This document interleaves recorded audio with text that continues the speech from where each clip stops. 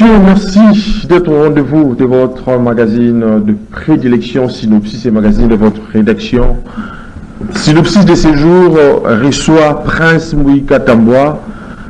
Il est défenseur personnel du chef de l'État Félix Antoine Tshisekedi Tshilombo et puis analyste politique. Avec lui, nous allons donc aborder l'actualité politique en République démocratique du Congo. Comme vous le savez, l'actualité reste essentiellement dominée pour ce temps par les différentes manifestations constatées ça et là pour contester contre l'agression dont fait face la République démocratique du Congo par le Rwanda.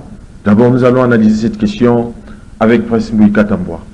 Vous êtes bienvenue sur Synopsis. Merci, monsieur Kabila. D'entrée de jeu, comment analysez-vous les différentes manifestations constatées ça et là concernant la crise sécuritaire à l'est de la République démocratique du Congo? Je crois qu'il était temps que ça puisse avoir lieu, parce que depuis longtemps, on nous avait paralysés, on empêchait aux Congolais d'avoir un leadership clair, un leadership clairvoyant, et qui puisse donner les tons pour que les choses puissent changer dans ce pays. Aujourd'hui, nous avons Félix Antoine Tshisekedi Tshilombo à la tête de la nation, et qui est en complicité, alors une complicité totale et naturelle avec son peuple. Voilà qu'il donne le ton et que les choses sont en train de changer.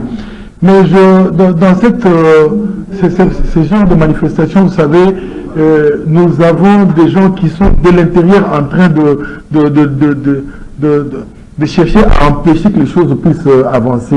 Vous avez les gens le ministre de l'Intérieur, Peter Kazadi, oui, qui va chercher à amener une cassure. Il a amené, il a essayé de décourager un peu cet élan de nationalisme qui prenait vraiment son envol, cet élan de changement, cet élan à travers les différentes décisions prises ou comment? La façon dont il est intervenu, et ça c'était pas digne d'un officiel, oui. Parce que aujourd'hui, vous savez que le pouvoir de Félix, c'est le peuple qui lui a donné ça. C'est pas un pouvoir qu'il est allé chercher derrière les États-Unis ou bien, je sais pas, les ambassades occidentales. Il a eu son pouvoir auprès du peuple et c'était du 50-50. En retour, lui devait aussi écouter la voix du peuple pour sortir le peuple de ce marasme de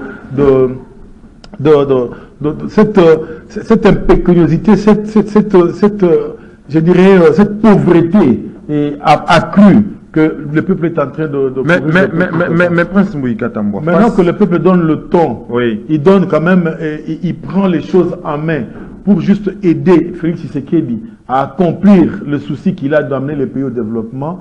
Nous voyons les soi-disant lieutenants de Tshisekedi qui viennent décourager cet élan, empêcher que le peuple puisse vraiment prendre les choses au main. C'est pas seulement manifester, mais c'est la prise en charge de la nation par le peuple, comme on disait toujours que les peuples doivent se prendre en charge. Une prise de conscience. Voilà. Politique. Alors lui, il intervient juste pour casser cet élan, c'est vraiment regrettable et ça valait pas la peine. En tout cas, il paiera pour ça. Mais Prince Mouika Tamboua, face à l'urgence qu'impose l'intervention de Kinshasa pour sauver des vies des populations, surtout de l'Est de la République démocratique du Congo, apparemment, Félix Antoine Tshisekedi Tshilombo n'a encore pipé mot, alors qu'il promettait, il y a paix sur les ondes des Top Congo, de déployer son artillerie en cas d'une moindre escarmouche.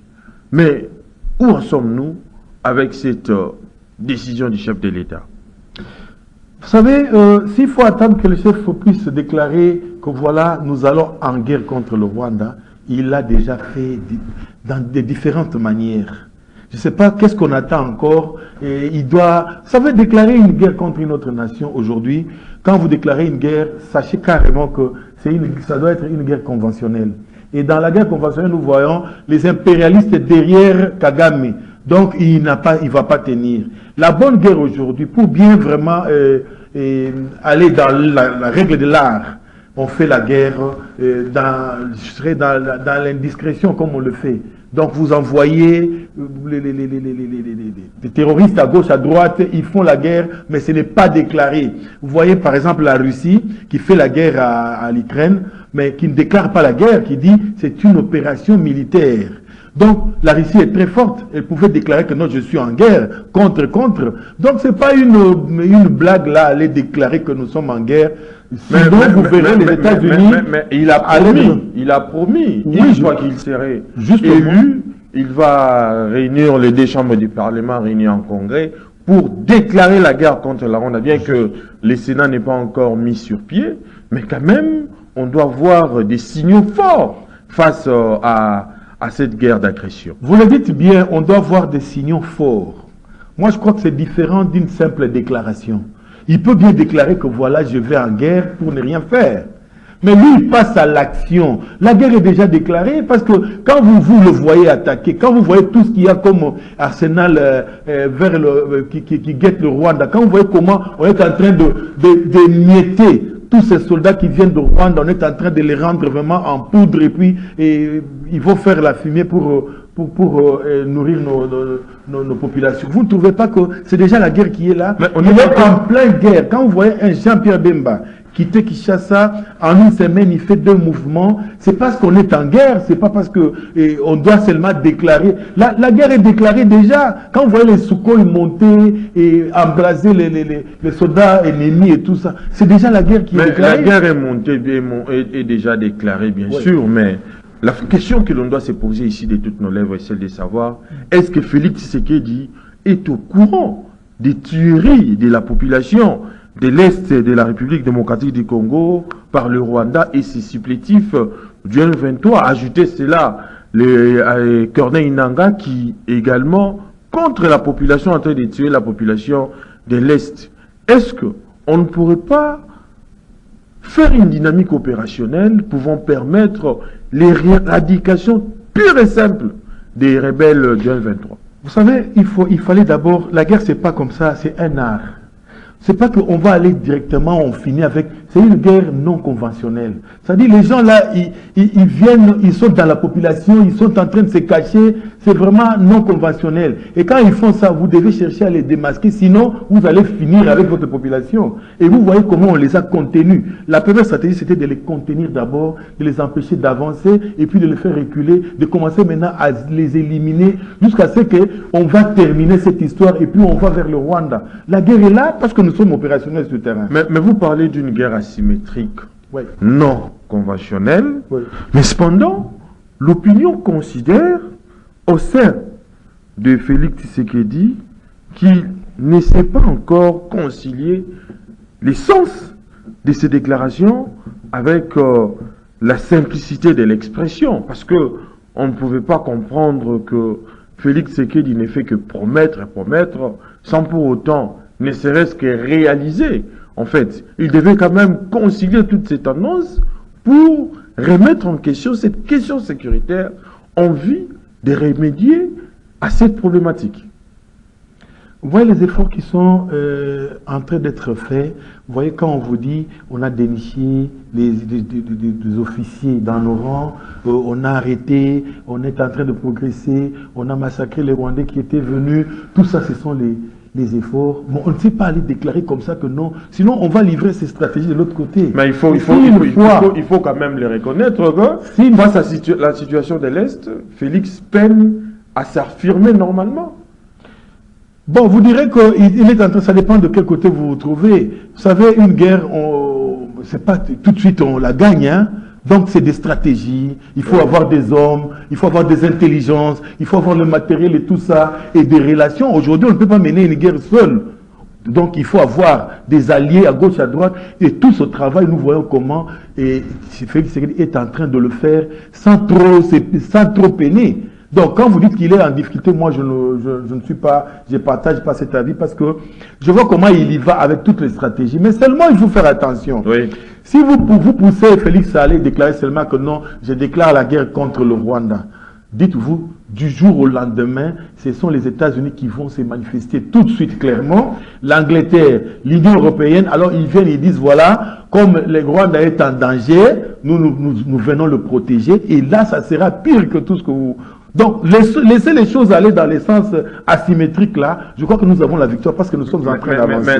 Mais la population s'inquiète également hein, par rapport à la position du gouvernement qui du reste fait des gestes comme tous les joueurs le font, alors que c'est le gouvernement qui est censé résoudre ces problèmes. Mais le gouvernement de la République est en train de dénoncer au lieu de résoudre la question sécuritaire à l'Est. Vous savez, parlant de ces fameux gouvernements, c'est quoi encore le Premier ministre? Le gouvernement Samalokonde 2 là.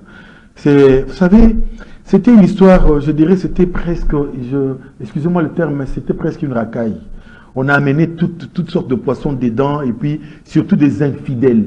Des gens qui n'avaient pas d'idéologie, des gens qui n'étaient pas rodés au travail. Donc ils étaient là juste parce qu'on devait se faire, on devait être ministre avec les relations qu'ils ont utilisées.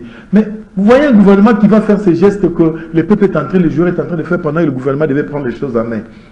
Moi, je suis content que ce gouvernement disparaisse même. Mais quand même, ils n'ont que quelques minutes pour disparaître. Le président de la République n'a pas posé ce geste. Le VPM de la Défense, lui aussi, n'a pas pu... voilà les gens qui sont en plein travail. Ils ne sont pas dans la distraction. Quand vous voyez le chef de l'État, il n'est pas dans la distraction. Et cette guerre, il l'a menée depuis tout ce temps, sans le gouvernement. Oui. Vous avez eu un Premier ministre qui ne parlait presque pas, c'était effacé.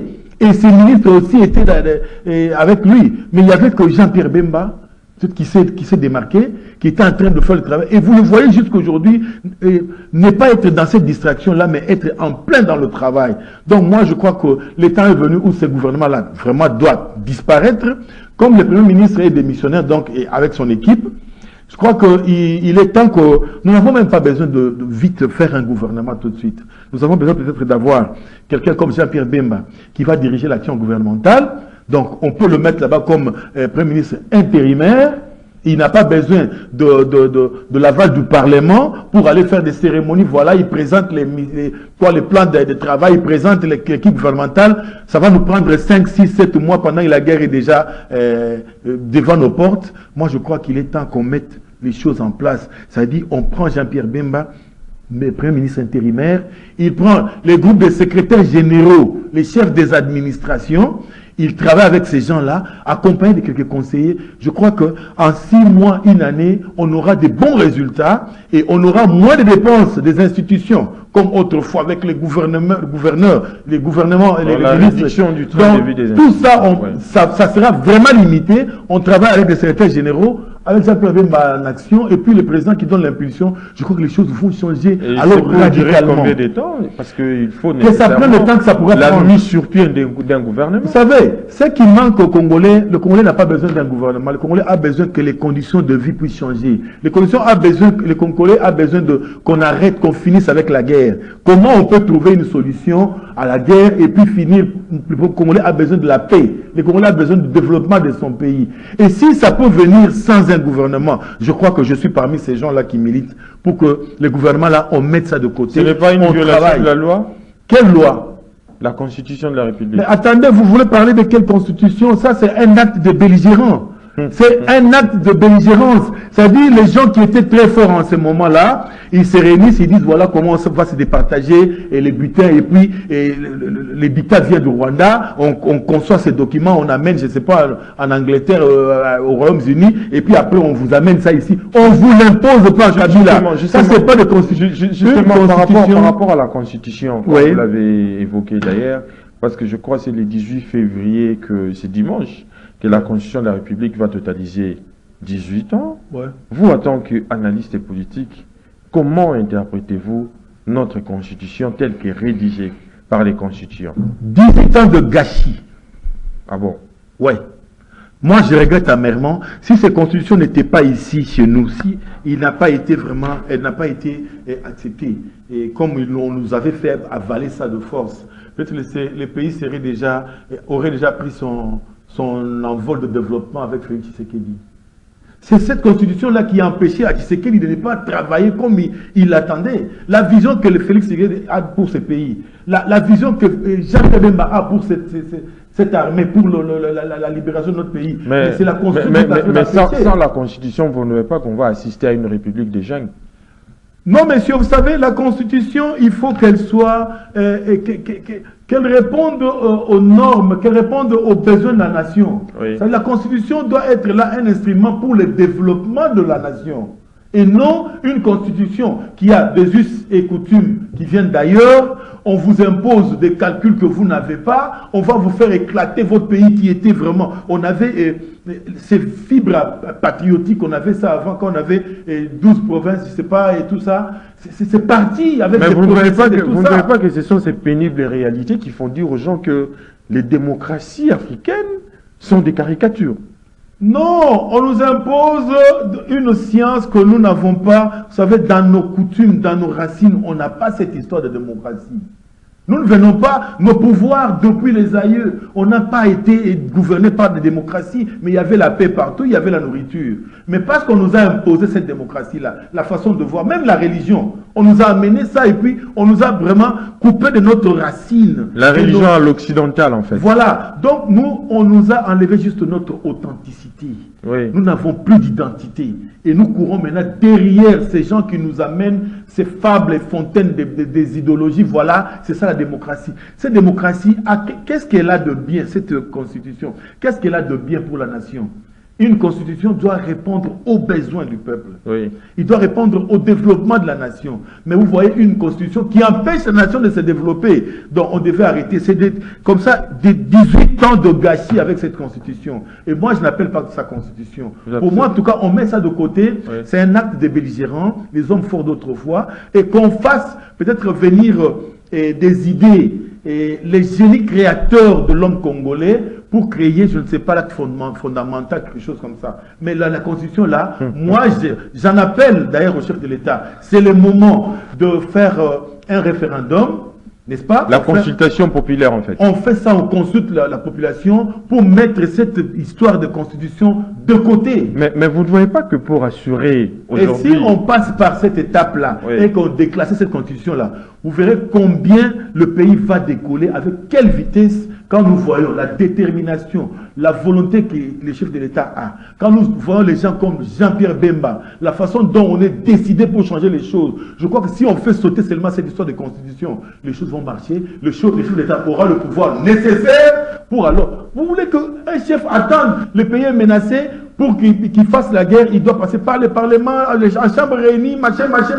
Non, mais attendez, c'est pour tuer carrément le pays. Ça s'est fait dans des pays avec démocratie. Donc, partout en France, aux États-Unis. En France, quand ils ont fait la guerre, le temps d'Hitler et tout ça, c'était pas la Constitution. On vous attaque, vous devez attendre que les gens se réunissent là-bas pour raisonner dans une semaine, pour voir qu'est-ce qu'il faut faire. Pour assurer aujourd'hui une meilleure adéquation de certaines vertus constitutionnelles, vous ne voyez pas qu'il faut procéder carrément à la révisitation de cette constitution au lieu de procéder à son rejet pur et simple? Moi, je crois qu'on doit la rejeter alors en totalité. Mais alors que Félix Tshisekedi a déjà fait il a entamé déjà son deuxième mandat, parce qu'au sein de cette constitution, il y a des articles verrouillés qui nécessite à ce qu'on ne puisse pas le toucher, mais vous permettez quand même qu'on puisse rejeter cela pour que Félix puisse continuer à régner ou comment? Vous savez qui a verrouillé la Constitution?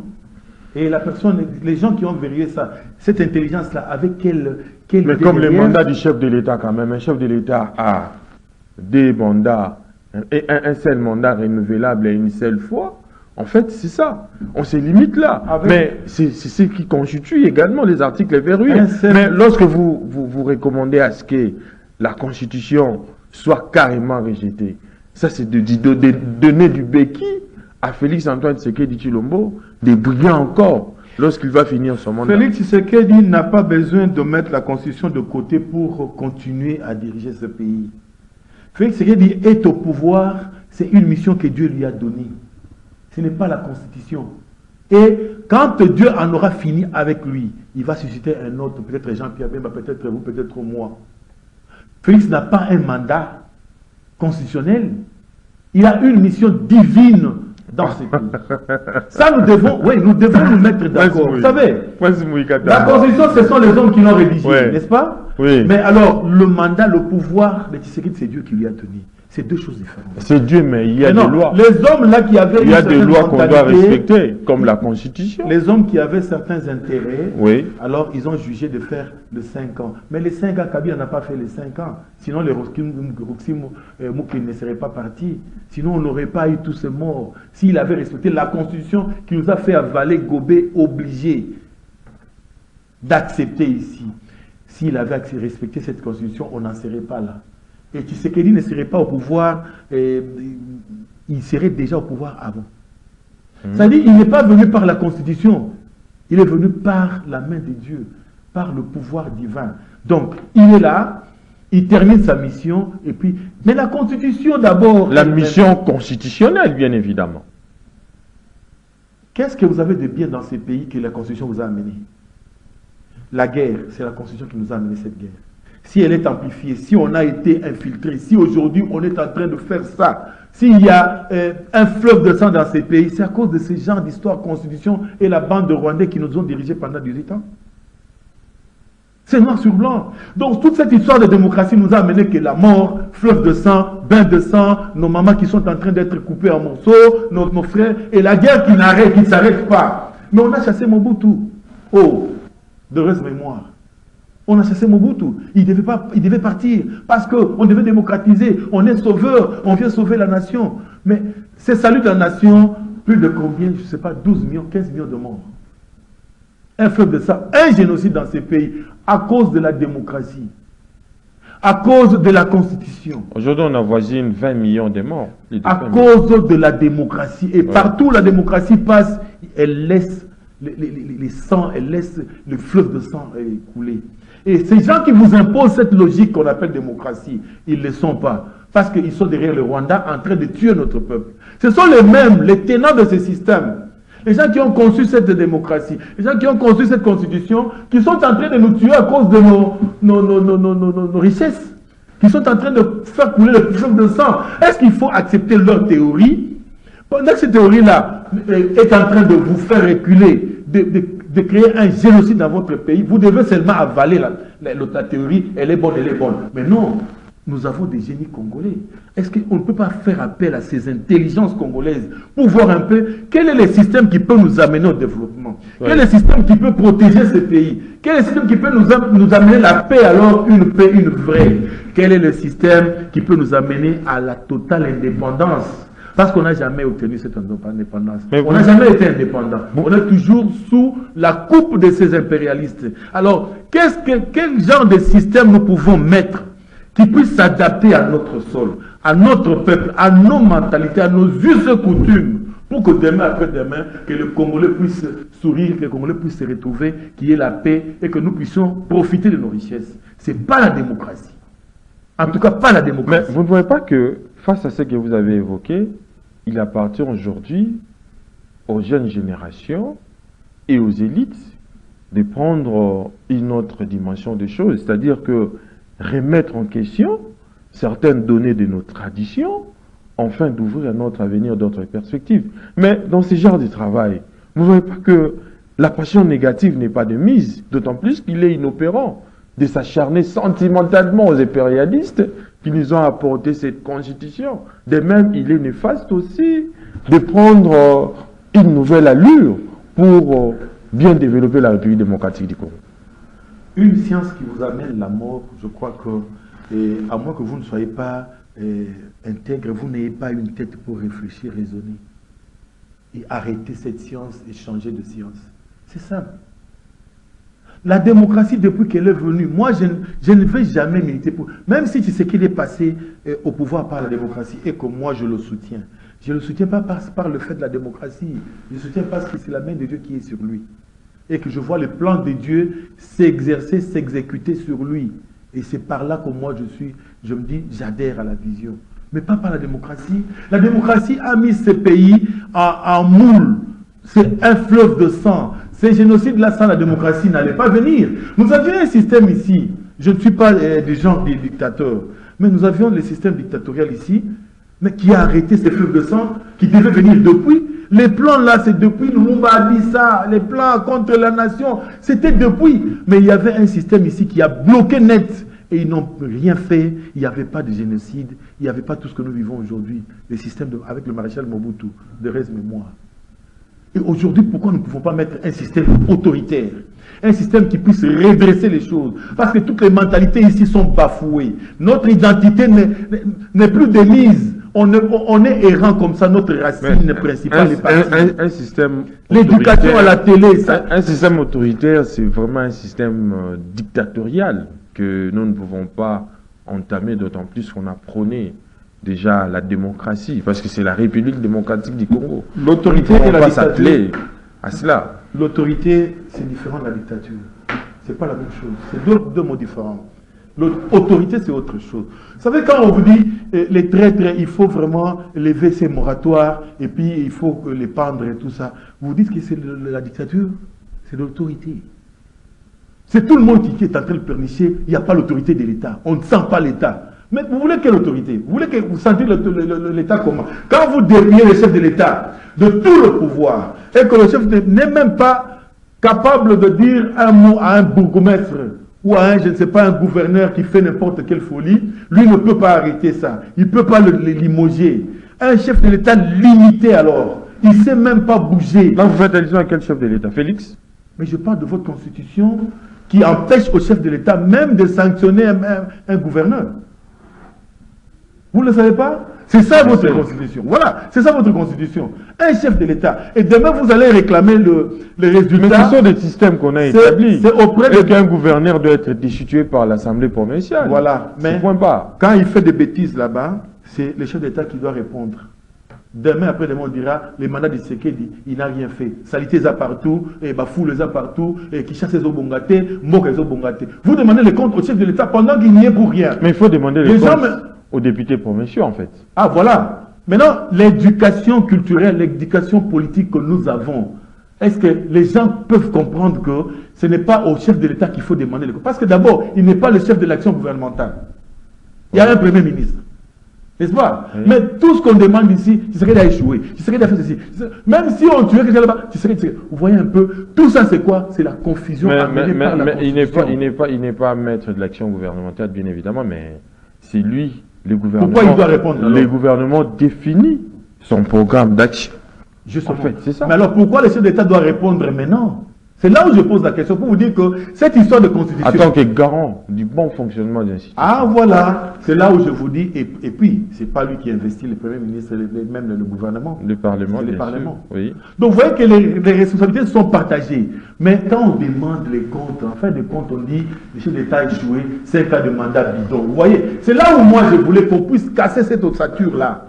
Qu'on puisse casser toute cette bêtise-là amenée par... C'est la confusion du genre que la Bible nous a apportée. Excusez-moi, peut-être je vais arrêter les sensibilités. Ah bon? Mais oui, mais c'est ça aussi, la Bible nous a amené autant de confusion et les gens sont à gauche, à droite, mais ils semblent dire la même chose pour ne pas dire la même chose, pour se combattre, pour se faire repousser, mais tous ils tirent la doctrine de la Bible. C'est la même chose avec la Constitution. Mais la Bible est comprise par la révélation. Quand vous n'êtes pas révélé, vous ne pouvez pas comprendre la Bible. Ah voilà, c'est justement aussi les gens de Kabila, les FCC disaient la même chose parce qu'ils avaient la révélation de la Constitution. Les initiés en fait. Justement, maintenant les gens, je peux citer les gens, les maîtres Beauchamp, tout ce que vous voulez là, ils avaient la Constitution à leur manière, la même Constitution.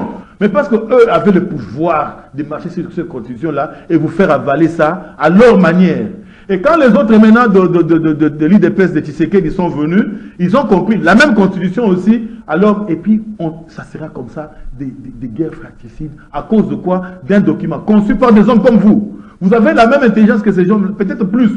Vous pouvez bien concevoir la chose parce que vous avez les réalités de votre terrain sur place. Vous connaissez votre peuple, vous avez votre peau, vous avez tout le sang congolais. Et vous connaissez qu'est-ce qui manque à notre pays pour qu'il puisse avancer. Plus que les gens qui ont conçu cette constitution-là. Mais vous voulez seulement vous cramponner à ce qui a été écrit par des autres. Non, mais arrêtons cette histoire. Prenons cette histoire de constitution. Mettons-la dans la poubelle. toute la constitution, alors qu'on mette ça dans la poubelle, alors on va changer les choses et je crois que le pays va prendre une vitesse de développement sans précédent. Changeons de chapitre. Oui. Hier, l'Union pour la démocratie et le progrès social, cette formation politique chère à Etienne Tshisekedi, Wamulumba de Rez Mémoire, a fêté ses 42 ans d'existence. Vous, en tant qu'analyste politique, défenseur personnel du chef de l'État, votre analyse par rapport à cela? Je crois peut-être que je vais peut-être heurter certaines sensibilités en parlant de l'UDPS. Parce que moi, je soutiens le chef de l'État, je suis son défenseur personnel, je soutiens sa politique et puis la nation congolaise. Mais je ne suis pas de l'UDPS. Je n'appartiens à aucun parti politique. Je crois vous avoir dit ça plusieurs fois ici. Parce que je ne suis pas démocrate. Je n'aime pas la démocratie. Je combats la démocratie. Donc, tous ces groupements appelés démocratiques et tout ça m'intéressent moi. Mais parlons, parce que vous parlez de l'UDPS, je vous dirais que c'est tout de suite une coquille vide. Ah bon? Ah oui, je peux surprendre. C'est une coquille vide. Comment ça? Je vois la quintessence, je vois le poids de l'UDPS autrefois. Quand on était jeune, pendant Mobutu, je vois ce que c'était l'UDPS, parce que nous sommes la première ère de l'UDPS, ne vous en faites pas. Nous avons été là-bas. Moi, j'ai des coups de cicatrices de baïonnettes derrière mon dos ici à cause de l'UDPS. Nous avons connu l'UDPS comme parti politique, comme parti qui pouvait enseigner les valeurs, comme parti qui pouvait enseigner le nationalisme. Et qu'est-ce que c'était le combat politique. Et nous voyons autrefois notre leader sortir comme ça quand il dit « je démonétise » et ça passe à l'action directement, la banque tremblotée. Quand il pouvait faire son entrée au palais du peuple, tout le pillage amenait les biens de l'État pour retourner les véhicules et tout ça. Le pouvoir de la science qu'il avait. Mais aujourd'hui, vous me direz, qui peut se lever à l'IDPS ici pour mobiliser et bouger? Et pourquoi Félix Tshisekedi n'a même pas été candidat de l'UDPS? C'était un candidat indépendant, un candidat du peuple. Mais là où les bas blessent aussi, c'est du fait que l'UDPS, comme vous l'avez dit, c'est une grande formation politique qui a milité pour l'avènement de la démocratie dans notre pays et que sa survie soit mise en ballottage aujourd'hui pour des dissensions internes, des conflits, des guerres de positionnement. Et vous avez vu également la déclaration de Corneille Mulumba qui se disait que l'IDPS d'Etienne Tshisekedi n'est pas la même que nous voyons aujourd'hui. Mais en termes d'héritage, que reste-t-il au sein de l'UDPS, Prince Moïse Katambwa? Vous savez, l'UDPS, comme je vous ai dit là, c'est juste une coquille vide. Le nom seulement UDPS. Le contenu, c'est vide. Zéro. Oui, il n'y a plus rien de consistant de l'UDPS que nous avons connu, avec les valeurs de la démocratie, les valeurs de le socialisme. Hein? Non mais il n'y a plus rien, ne vous en faites pas. C'est juste des gens, des petits clubs d'amis qui essayent de s'étirer et toi tu me donnes ça, non moi je vais appeler là-bas, moi je vais accéder. C'est tout ce qu'il y a. Mais même à la tête de l'UDPS, quand vous voyez notre frère ici qui est en train de diriger l'UDPS, Augustin Kabouya. Mais attendez, je ne sais pas aller trop loin, mais vous sentez qu'à l'UDPS il n'y a rien. Il n'y a rien. Je ne sais pas aller trop en profondeur parce que je vais hériter les sensibilités, mais je vous dis, IDPS aujourd'hui, c'est juste, il n'y a rien de consistant. Mais l'arrivée de son parti politique en tête de résultats provisoires publiés par la CENI a fait de lui aujourd'hui un informateur. Il a été désigné informateur par les chefs de l'État. Cela ne vous dit pas quelque chose? Vous savez, en IDPS aujourd'hui, il y a des oiseaux rares. La plupart, le cerveau, hein, les nerfs de l'IDPS, c'est en dehors de l'IDPS. La plupart des gens qui connaissent ce que c'est l'IDPS, ils ne sont pas dans l'IDPS aujourd'hui. C'est pas, par exemple, notre cas. Vous voyez? Donc, il y a des cerveaux qui ont compris, qui ont été dans l'UDPS, qui ont été formés, mais aujourd'hui qui sont à gauche, à droite, ailleurs. À l'UDPS, oui, il y a aussi des gens. Il y en a aussi qui sont restés un peu. Et bon, aujourd'hui Kabouya soit nommé comme informateur, c'est pas une mauvaise chose en soi. C'est quelqu'un qui maîtrise un peu ce qu'il fait et il parle pas trop et il a un peu la maîtrise. Peut-être qu'il pourra réussir. Mais vous ne trouvez pas que c'est aussi un élément important pour soutenir, je dirais même, l'absence de la notion d'un corps au sein de l'Union pour la démocratie et les progrès. Vous savez, Kabouya, c'est une intelligence, n'est-ce pas? Parce qu'il faut parler de lui qui est à la tête de l'UDPS. Oui. Et il a aussi les efforts qu'il est en train de mener, nous voyons à gauche, à droite. Mais il devait se faire entourer de gens qui puissent amener l'action. Comme qui, par exemple? Lui, il est plus dans l'idéologie, il est plus dans le calcul et tout ça. Mais des gens qui peuvent haranguer la foule, des gens qui peuvent bouger la masse. Vous voyez? C'est ça, il dépèse. Donc, il y a un courant des concepteurs, des gens des idéologues et tout ça. Il y a aussi un courant des gens, des réformateurs qui viennent avec le courant de bouger les choses. Il dépèse, viva. Mais il dépèse ne vit plus. Cette vivacité-là, cette vibration-là. Non, il faut qu'il trouve des gens qui puissent l'accompagner. Vous savez, les gens de manifestation qu'on a connus les 2 jours ici. Si à l'IDPS, il y avait ces courants-là de bouger les choses. Hein? Mais messieurs les journalistes, KBA, je te dirais qu'ils seraient dans toutes les ambassades. L'UDPS que nous avons connu avec Étienne. Ils seraient dans toutes les ambassades et ils n'allaient pas baisser garde. Ils allaient continuer et vous allez voir les choses changer. Aujourd'hui, l'UDPS devait prendre même la place et de l'opposition et du pouvoir. Parce qu'on disait, nous, en notre temps, l'UDPS au pouvoir, il n'y aura plus de l'opposition. Et c'est vrai. Mais c'est le peuple maintenant, l'UDPS là, qui devait faire changer les choses. Vous êtes aux commandes, ils viennent comme ils avaient commencé. Vous voyez, les débuts de mandat de Tshisekedi autrefois, c'était comment? C'était les gens de l'UDPS qui pouvaient faire tomber un ministre. Qui pouvaient dire que non, nous ne voulons plus de ces ministres-là. C'est ça l'UDPS, la vie là, l'UDPS, ça n'existe plus. On est resté dans les calculs de recherche de postes et tout. C'est là où j'ai dit, vraiment, coquille vide, que les gens puissent supporter. S'il faut également vous paraphraser, oui. Prince Mouika Tambwa, vous ne voyez pas que les hommes autour du président de la République, Félix Antoine Tshisekedi Tshilombo, devaient travailler aussi de manière à brandir des preuves à la hauteur des attentes du président de la République, Félix Antoine Tshisekedi Tshilombo, d'autant plus que la population note dans les rangs des hommes du pouvoir un nombre considérable de faiblards dont la seule motivation est de diriger, mais sans les atouts nécessaires. Mais contrairement à Augustin Kabouya, un homme qui n'a pas des égaux au sein de l'opposition et de la majorité, vous ne voyez pas que le fait de jeter son dévolu pour le chef de l'État, pour lui, lorsqu'il a choisi Kabouya, vous ne voyez pas que c'est un homme qui pouvait aussi concilier toutes les tendances dans le rôle de l'identification de la majorité.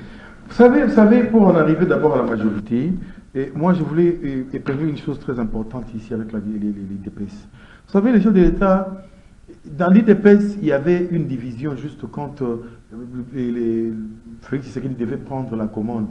Il y avait des gens qui n'étaient pas d'accord, et puis il y a eu une scission. Oui. Mais scission-là, vous savez qu'ils sont restés comme ça des conservateurs pendant que les temps avaient changé et qu'il fallait évoluer avec les temps. Ça veut dire prendre des stratégies y afférentes. Hein? Alors, la plupart sont restés de côté. Maintenant, il a évolué. Il n'avait pas de gens qui pouvaient l'entourer pour faire l'affaire. C'est comme ça qu'il va faire confiance à ses amis, à ses ceci, c'est là, ses copains. Et fin de compte, ils viennent chier dans l'action. Ils viennent piller, ils viennent l'empêcher même de travailler. Là, la plupart... Non, je parle de gens qui ont entouré le chef de l'État. Oui. La plupart conseillers, machin. Parce qu'ils n'avaient pas des gens dignes. L'UDPS lui avait rejeté. Il ne voulait plus parce qu'ils sont restés conservateurs. Pendant que lui, il voulait progresser avec l'UDPS, c'est-à-dire s'adapter au courant de l'air. Maintenant, quand il est allé s'adapter, on dit voilà, il est des mèches avec Kabila, et puis il y a eu cette séparation. Maintenant, pour se faire entrer quand il a eu le pouvoir, au lieu que l'UDPS puisse prendre ce pouvoir-là comme étant le sien et puis s'organiser en conséquence, non. Ils sont restés jeter la balle de l'autre côté et les amis qui sont venus de l'Europe et tout ça, ils ont vraiment empêché les chefs de travailler. Mais aujourd'hui au moins, le chef est en mesure de prendre les intelligences, comme par exemple avec Jean-Pierre Bemba. C'est le cas patent parce que moi je passais souvent sur vos chaînes ici, crier à tout moment, Elombe Ozawapi, Igwe Olaliwapi, Lamuka Yaka au travail dans des connards, Igwe Lamuka parce que Yoka Rando Sengeli. Et aujourd'hui vous me donnez raison. Igwe est venu, mais il n'est pas de l'UDPS. Mais voilà le travail qu'il fait. Mieux même que... Igwe va à l'Est là-bas, il fait semblant de dire que non, la MONUSCO est avec nous. Et il revient à Kin, 48 heures c'était beaucoup, il rentre encore là-bas. Il va attraper la MONUSCO, la mettre dans le sac. Et pour dire finalement, voilà, non, comme ils sont avec nous, mais désormais ne vous en faites pas. On va donc, à côté de mon acte, il leur a rentré dedans. Aujourd'hui, partout il y a la MONUSCO, partout il y a le QG de la MONUSCO, les Congolais doivent être là. Autrefois, ce n'était pas ça. Ils ont fait des complots comme ça contre la nation parce qu'ils étaient seuls. Ils avaient leur action seuls, mais aujourd'hui, ils sont contrôlés. Et par l'intelligence des Igwe. Vous voyez des gens qui viennent, qui donnent leur vie comme ça, et qui prennent même des vélos, des motos pour aller trouver une solution pour la nation. Mais ils sont rares dans l'IDPS. Ils sont rares. Et Augustin Kabouya, moi je crois que c'est le moment même de faire ses preuves, comme il a la confiance du chef, c'est le moment de se démarquer en tout cas, de faire la différence et puis il rentrera dans la... Mais Prince Mouika Tamboa, selon certaines indiscrétions, les choix portés par Félix Antoine Tshisekedi Tshilombo sur Augustin Kabouya témoignent la complaisance dans les camps du régime, mais également un manque d'hommes de confiance en fait. Parce que les analystes politiques révèlent que le chef de l'État, Félix Antoine Tshisekedi Tshilombo, pourrait pas assez d'hommes ou il n'a pas assez d'hommes sur qui il peut donner confiance. Voilà pourquoi la présence d'Augustin Kabouya s'explique pour être aujourd'hui désigné comme informateur. Qu'en dites-vous? Je crois que peut-être, bon, il se trouve au bon moment, au bel endroit, au bon moment peut-être. Si, à défaut de trouver mieux, il n'a que Kabouya, il devait se faire avec Kabouya des fois. Oui. Mais moi, je crois que la tâche n'est pas aussi aisée, n'est pas aussi facile avec Kabouya. La tâche ne lui est pas facile. Et ce n'est pas à ça. Bon, je dirais tout de suite que je ne le vois pas, mais il peut, c'est un homme, il peut se débrouiller. Hein? C'est parce qu'il est l'homme de confiance du chef. Mais s'il en avait deux, trois, vous croyez qu'à l'IDPS, il n'y a pas des intelligences qui peuvent prendre cette tâche et puis résoudre tout de suite? Il y en a. Oui. Seulement, c'est question aussi de confiance. Parce qu'il a fait confiance aux caméras et consorts et tout ça. Aujourd'hui, il a payé le prix. Alors, il doit continuer. Doit-il continuer? Pourtant, il nous a promis que ça ne sera plus la même chose. Il va changer les choses. Il a pris connaissance de ses erreurs. C'est comme ça qu'il s'est dit, bon, je me rabats sur ma petite confiance ici de Kabouya. S'il peut quand même se débrouiller, on va l'aider. Alors, que tout celui qui a la volonté d'aider le chef de l'État puisse commencer par aider Kabouya, qu'il puisse réussir. Prince Mouika Tamboa, nous sommes arrivés pratiquement à la fin de cette émission. Votre mot pour clôturer? Je dirais que nous sommes à l'ère, nous sommes dans un état exceptionnel. Oui. Le moment ici est tellement exceptionnel et que tout doit être exceptionnel. C'est-à-dire, dans un état exceptionnel, on n'a pas besoin de constitution, on n'a pas besoin de logique cartésienne tracée d'avance par les Occidentaux, les impérialistes. On a besoin de réalité du terrain. On a besoin des hommes de terrain. Et pour ce faire, je crois qu'il est temps qu'on puisse faire un référendum contre la Constitution pour la rejeter, oui, la mettre de côté, et puis donner peut-être la chance à Jean-Pierre Bemba, comme il montre combien il est capable de faire quelque chose pour changer les choses, qu'on lui donne la chance d'être le fils que les formateurs du gouvernement, Et par là, je vais demander à Igwe, Jean-Pierre Bemba, de ne pas aller trop vite chercher le gouvernement parce qu'on n'en a pas besoin tout de suite, de prendre les secrétaires généraux, de faire une équipe avec des conseillers et qui fassent le travail. Je crois qu'il va nous sortir de ce marasme de guerre et tout ça. Et après, on pourra penser à ces logiques de gouvernement, de constitution. Ça viendra après. Parce que ça nous a tellement roulé dans la farine tout le temps ici depuis les indépendances. Donc, on n'en sort pas. Maintenant, c'est le temps, en tout cas, on se décide. Le moment exceptionnel, les choses exceptionnelles, état exceptionnel, et puis on avance. Très bien.